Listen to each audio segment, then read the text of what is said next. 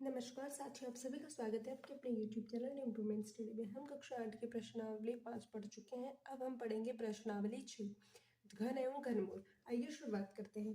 प्रश्नावली जो 6 है घन एवं घनमूल।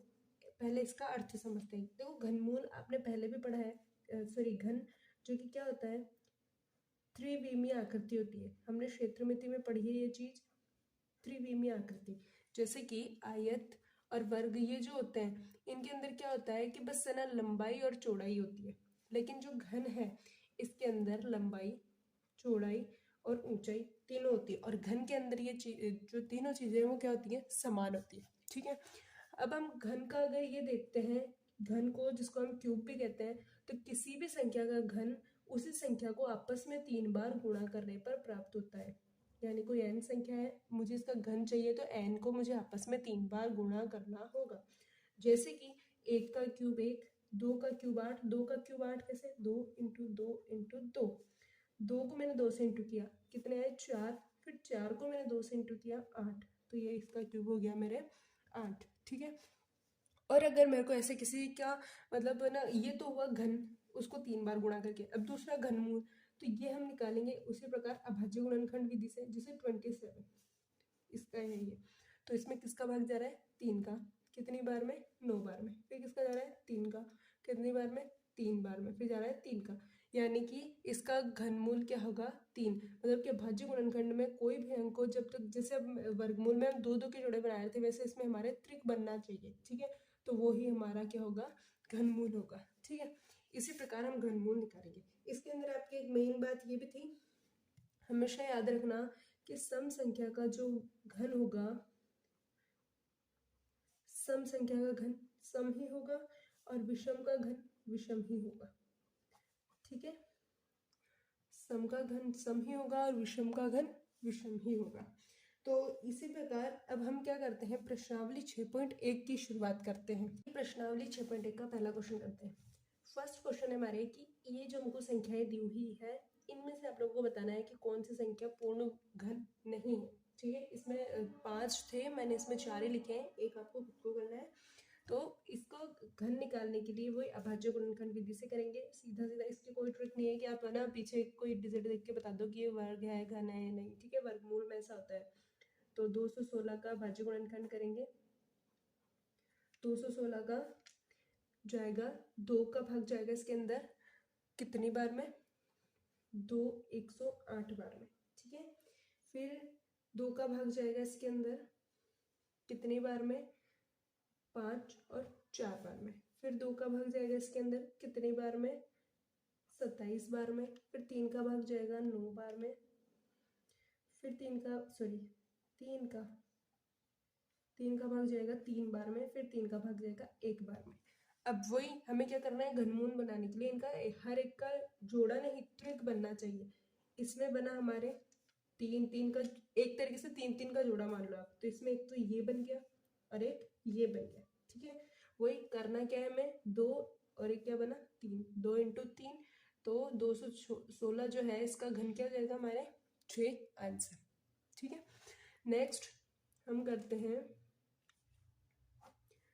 1000 का। 2 का भाग जाएगा हमारे इसके अंदर 500 बार पे। फिर 2 का जाएगा हमारे इसके अंदर 250 बार पे। फिर 2 का जाएगा हमारे इसके अंदर 2, फिर 2 और 5 बार पे। ठीक है। 1 2 और 5 बार पे।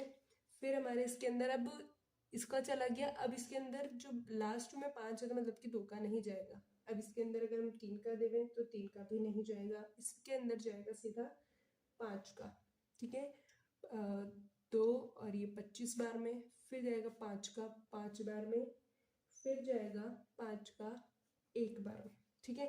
इसमें भी हमारी त्रिक बन रही है 2 और 5, 2 इंटू 5। तो इसका घनमूल क्या हो जाएगा, हमारे 1000 का घनमूल हो जाएगा 10। ठीक है। इसकी बस यही विधि है। नेक्स्ट हमारा इसके अंदर करते हैं हम 100 का करते हैं। दिख नहीं रहा है शायद। 100 का करते हैं।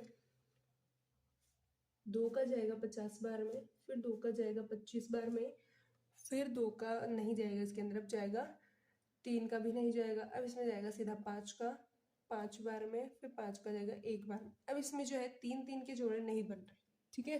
तो ये जो है घनमूल नहीं है, यानी घनमूल मतलब इसका कोई घनमूल नहीं है, तो इस ये क्या है, यह पूर्ण घन संख्या नहीं है। इसमें ये बताना था कौन पूर्ण घन नहीं है, तो यह पूर्ण घन नहीं है, ठीक है। अब नेक्स्ट हमारे हैं 46,656। संख्या बड़ी है तो इसके लिए अपने को स्पेस भी ज़्यादा चाहिए होगा। यहाँ से करते हैं स्टार्ट। 46,656, ठीक है। सबसे पहले हम इसमें 2 का भाग देते हैं 2 बार में, फिर 2 3 3 2 और ये 8 बार, ठीक है। फिर वापस 2 का देते हैं 1 1 2 6 12 2 6 12 और ये 4 बार में, ठीक है। फिर वापस 2 का जा रहा है 5 8 3 और 2 बार में, फिर 2 का जा रहा है 2 1 बचे 9, फिर 2 और ये 6 बार में, ठीक है। फिर सॉरी 2 1 कम 2 1 बार, है ना। फिर जा रहा है 2 का वापस जा रहा है 1 4 5 और ये 8 बार में, फिर 2 का जा रहा है इसमें 7 2 और 9 बार में। अब 7 2 और 9 इसमें 2 का नहीं जा रहा, ठीक है। तो अब इसमें हम किसका देंगे, जिसका इसमें जा रहा है, तो इसमें 3 का जा रहा है 2 4 और 3 बार में, फिर इसमें 3 का जा रहा है 8 और 1 बार में, ठीक है। इसके अलावा फिर इसमें 3 का जा रहा है 27 बार में, फिर इसमें 3 का जा रहा है 3 बार में, फिर 3 का जा रहा है 3 बार में, ठीक है। ये हमारे इसका ये जो है कंप्लीट हो गया। अब देखते हैं इसमें 3 3 के जोड़े बन रहे क्या, 1 2 3 सॉरी यहाँ 9 बार में जा रहा है ना, 3 और ये 3 बार में जाएगा, फिर इसका और ये 1 हमारे इसका आंसर आएगा। सॉरी थोड़ी गलती हो गई, है ना। ये 3 में 9 में 3 बार में जाएगा ना, तो ये यहाँ पे हो गया और 1 ये बन गया, ठीक है। तो क्या क्या 1 2 2 3 और 3 इसके हमारे 1 2 का बन रहा है, 1 2 का बन रहा है, 1 3 का बन रहा है और 1 3 का बन रहा है, ठीक है। तो इसके हमारे पूर्ण जो है पूरे जोड़े बन रहे हैं, तो ये हमारी क्या होगी, पूर्ण घन संख्या होगी, ठीक है। 2 को 2 से इंटू किया 4 4 को 3 से इंटू किया 12 12 को 3 से इंटू किया 36 और इसका घनमूल भी क्या हो जाएगा 36। लेकिन हमें ना इसमें बताना यही है कि कौन पूर्ण घन है या नहीं है, ठीक है। इसी प्रकार इसका अगला क्वेश्चन सॉल्व करते हैं। नेक्स्ट क्वेश्चन है हमारा, वह सबसे छोटी संख्या ज्ञात कीजिए जिससे दी गई संख्या को गुणा करने पर यह पूर्ण घन प्राप्त हो जाए। ये जो संख्या दी हुई है ये पूर्ण घन नहीं है, इसमें कोई ऐसी संख्या की कमी है जो हमें पता लगानी है कि जिसको हम इससे गुणा करें तो ये पूर्ण घन बन जाए। वही प्रोसेस जैसा हम वर्गमूल में कर रहे थे, हमको वही करना है। ये सबसे पहले करते हैं 243 का, सबका एक साथ ही कर लेते हैं,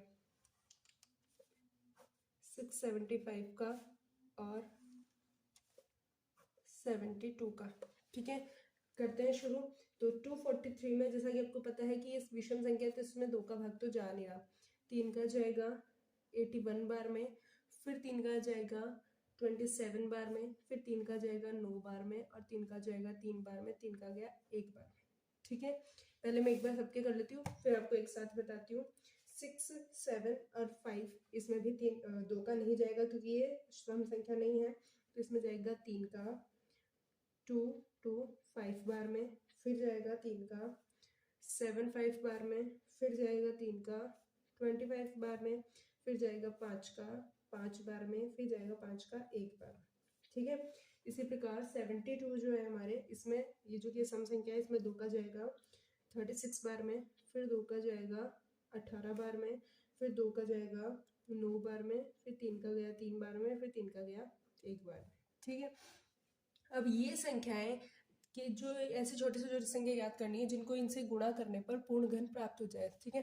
तो देखो इसमें इसकी त्रिक बन रही है, इसकी नहीं बन रही। इसकी त्रिक बनने के लिए हमारे एक्स्ट्रा क्या चाहिए 3, तो बस वो 3 एक ऐसी संख्या है जिससे अगर हम इसको गुणा करेंगे 243 को तो ये पूर्ण घन बन जाएगी, ठीक है। अब हमारे इसकी त्रिक बन रही है, ठीक है, लेकिन इसकी नहीं बन रही और इसकी त्रिक बनते ही हम दोनों को इंटू करेंगे तो हमारे इसका घनमूल आ जाएगा। तो कौन सी संख्या की कमी है हमारे 5 की, तो बस 5 एक ऐसी संख्या है जिसको इससे गुणा करने पर यह पूर्ण घन बन जाएगी। ठीक है, वही वर्गमूल वाला प्रोसेस है कम्प्लीटली। अगर किसी ने वर्गमूल वाली क्लास नहीं देखी है तो आप उससे देखें पहले, है ना। तो फिर इसमें इसकी त्रिक बन रही है, इसकी नहीं बन रही। कौन कम है त्रिक बनने में? 3। तो 3 ही एक ऐसी संख्या है जिसको इससे गुणा करने पर यह जो है 72 पूर्ण घन बन जाएगी। इसका जो सेकंड क्वेश्चन है वो इसी प्रकार है बिल्कुल, बस इसमें गुणा की जगह भाग दिया हुआ है। सॉरी, थर्ड क्वेश्चन है हमारे इसके अंदर कि वह सबसे छोटी संख्या याद कीजिए जिससे भाग देने पर पूर्ण घन संख्या प्राप्त हो जाए। पूर्ण घन संख्या प्राप्त हो। इसमें क्या था? वह सबसे छोटी संख्या जिससे दी गई संख्या को गुणा करने पर प्राप्त हो जाए, लेकिन हमें इस बार क्या करना है? भाग करना है। यानी पहले हमने ऐड करना था, अब हमने हटा देना है। ठीक है, आंसर वो आएगा। देखो बस इसके अंदर अपने कुछ ऑप्शंस दिए हुए हैं हमारे, मतलब संख्या दे रखी हमको 81, 135 और 704। ठीक है, आइए इनका घनमूल करते हैं हम पहले। 81 का अगर मैं करती हूँ पहले, इधर 81 का करते हैं, इधर 135 का करते हैं और इधर करते हैं 704 का। ठीक है, आइए करते हैं।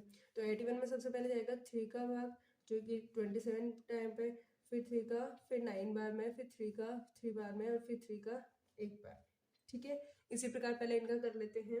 135 में सबसे पहले जाएगा 3 का 45 बार में, फिर जाएगा 3 का 15 टाइम पे, फिर 3 का जाएगा 5 बार में, अब ये 1 बार।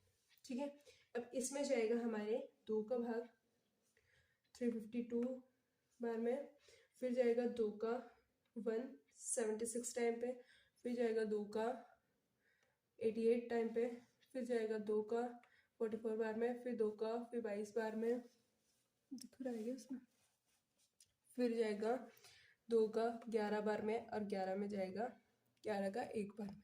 ठीक है, अब इसमें कुछ नहीं करना, जैसा उसमें था उसमें किसी एक संख्या की कमी थी, इसमें वही संख्या एक एक्स्ट्रा है। ठीक है, भाग देने वाले में इसमें देखो इसकी त्रिक बन रही है इसकी। ठीक है, 3 की, और ये एक 3 जो है एक्स्ट्रा है। तो बस वह सबसे छोटी संख्या है जिसको भाग देने पर ये पूर्ण घन बन जाएगी, तो वह है 3 आंसर। ठीक है, इसमें इसकी त्रिक बन रही है, लेकिन 5 एक संख्या है जो कि एक्स्ट्रा है, तो वह सबसे छोटी संख्या जिसको 135 से भाग देने पर ये पूर्ण घन बन जाएगी, वह है 5। ठीक है, इसमें भी वही इसकी त्रिक बन रही है, इसकी त्रिक बन रही है, 11 एक्स्ट्रा है, तो बस वह सबसे छोटी संख्या 11 है जिससे 704 में भाग देने पर यह पूर्ण घन बन जाएगी। ये गुणा और भाग वाला तीनों का प्रोसेस बिल्कुल सेम है। ठीक है, अब इसका नेक्स्ट क्वेश्चन मैं आपको यहीं पे समझा देती हूँ, इसमें लिखूंगी नहीं। 4th क्वेश्चन है। ठीक है, 4th क्वेश्चन और इस प्रश्नावली का लास्ट क्वेश्चन, यानी 6.1 का लास्ट क्वेश्चन। 6.1 का जो क्वेश्चन है इसमें ये बोल रखा है कि कोई घनाभ है।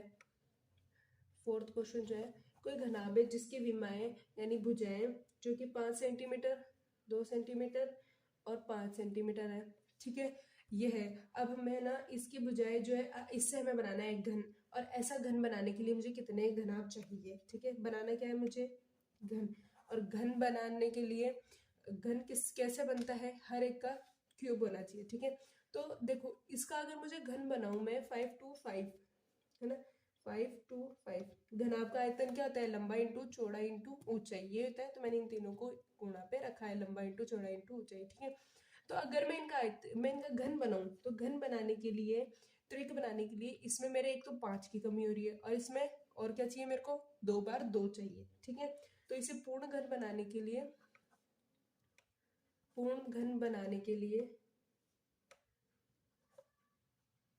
जो मुझे आयतन दिया हुआ है, मतलब कि भुजाएं ये थी और ये मेरे आयतन हो गया इनका, सॉरी घनाभ का आयतन हो गया, है ना।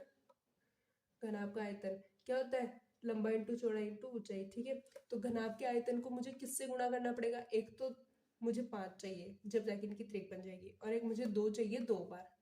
ठीक है, तो इसको अगर मैं इससे गुणा कर दूं तो पूर्ण घन बन जाएगी। ठीक है, हमें क्या बनाना है? घन ही बनाना है। तो घन बनाने के लिए किस किस को गुणा किया मैंने? तो 5 को 2 से गुणा किया 10, 10 को 2 से गुणा किया 20। ठीक है, तो इसको अगर मैं 20 से गुणा कर दूं तो मेरे जो है वो बन जाएगा। तो बस इसमें 20 आंसर है हमारे। कि किसी इसको जो है, देखो क्वेश्चन एक बार वापस समझ लो।